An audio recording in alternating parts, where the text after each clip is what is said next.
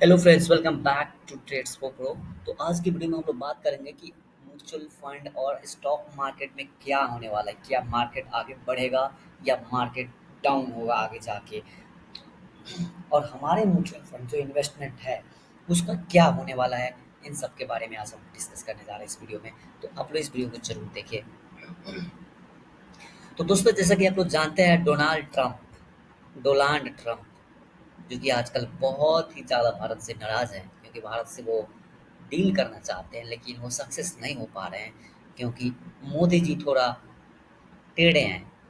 मोदी जी थोड़ा टेढ़े हो गए हैं, जिसकी वजह से डोनाल्ड ट्रंप डील नहीं कर पा रहे हैं, क्योंकि डोनाल्ड ट्रंप चाहते हैं कि भारत का मार्केट ओपन कर दिया जाए, क्योंकि भारत हमसे पैसे बहुत कमाता है और वो अपना मार्केट बंद करके रखता है। तो इससे क्या होता है कि हमारा जो चीज़ें हैं वो भारत में बिक नहीं पाती है, क्योंकि उनका मार्केट बंद रहता है। वो टैरिफ बहुत ज़्यादा लगाता है भारत, जिसकी वजह से हमारा सामान वहाँ पे जाता नहीं है, बिकता नहीं है। तो भारत में कुछ चीज़ों पर जो अमेरिका की कुछ चीज़ें हैं, जैसे एग्रीकल्चर्स, तो एग्रीकल्चर रेस्ट्रिक्ट कर सकता है, कर रखा है, क्योंकि भारत अपना एग्रीकल्चर फील्ड ओपन करना नहीं चाहता है। अगर वो ओपन कर देता है तो फिर अमेरिका की मोनोपोली चलेगी। मोनोपोली इन द सेंस कि वो अमेरिका अपने अनाज सस्ते भारत में भेजेगा, और जिसकी वजह से हमारे यहाँ के लोगों को खाने की आदत है, सस्ते खाने की आदत है, वो आदत लग जाएगी। फिर वो क्या होगा कि वो खेती करना बंद कर देंगे।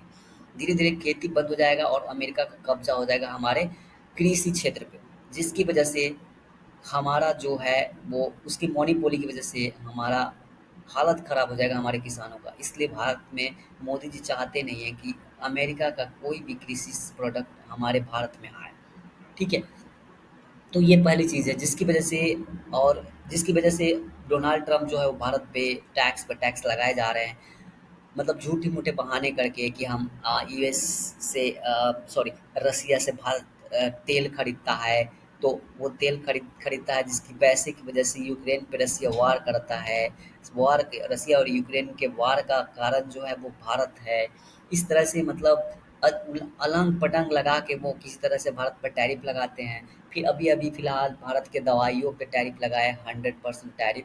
फिलहाल भारत की नहीं बल्कि वर्ल्ड की ड्राइव जो दूसरे देश से वो एक्सपोर्ट करते हैं, वो सभी की दवाइयों पे उन्होंने टैरिफ लगाया है। फिर आपने सुना होगा कि एच वन बी वीज़ा जो है उस पे उन्होंने कुछ रेस्ट्रिक्शंस लगाए थे, जिसमें कुछ पैसे आपको देने पड़ेंगे एक साल में, या लाइफ टाइम के लिए वन टाइम फीस देने पड़ेंगे, जो कि एक लाख डॉलर्स हैं।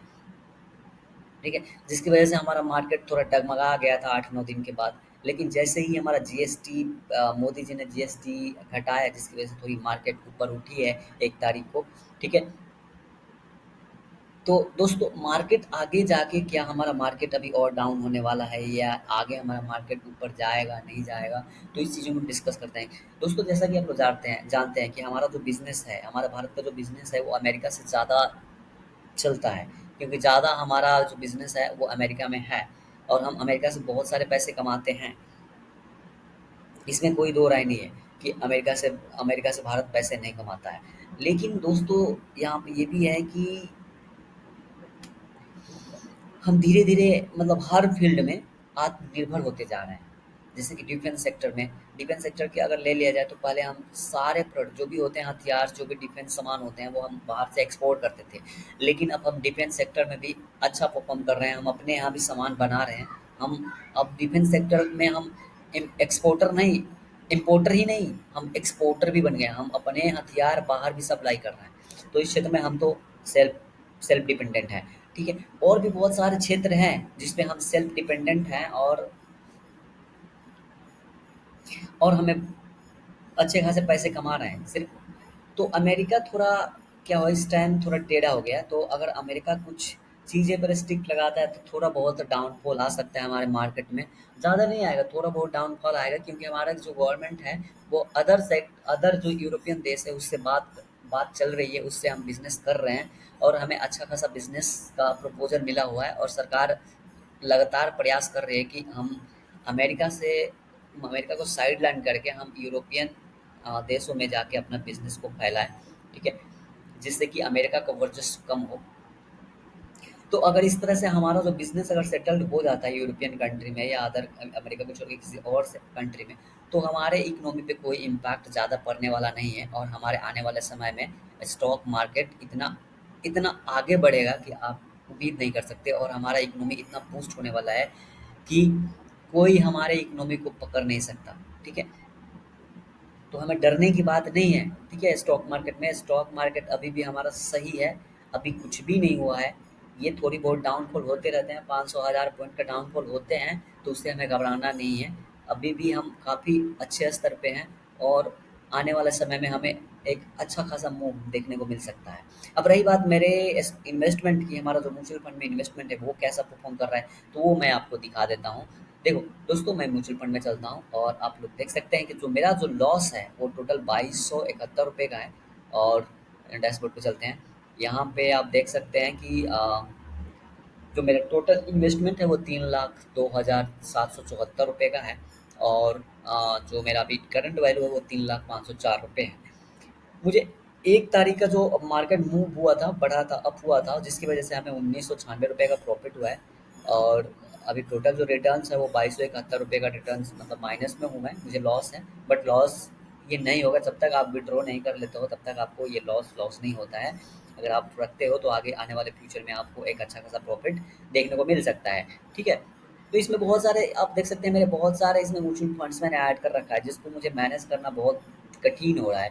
तो मैंने प्लान बनाया है कि 4 से 5 म्यूचुअल फंड ही रखूँगा, जिसको मैनेज करना बहुत आसान हो।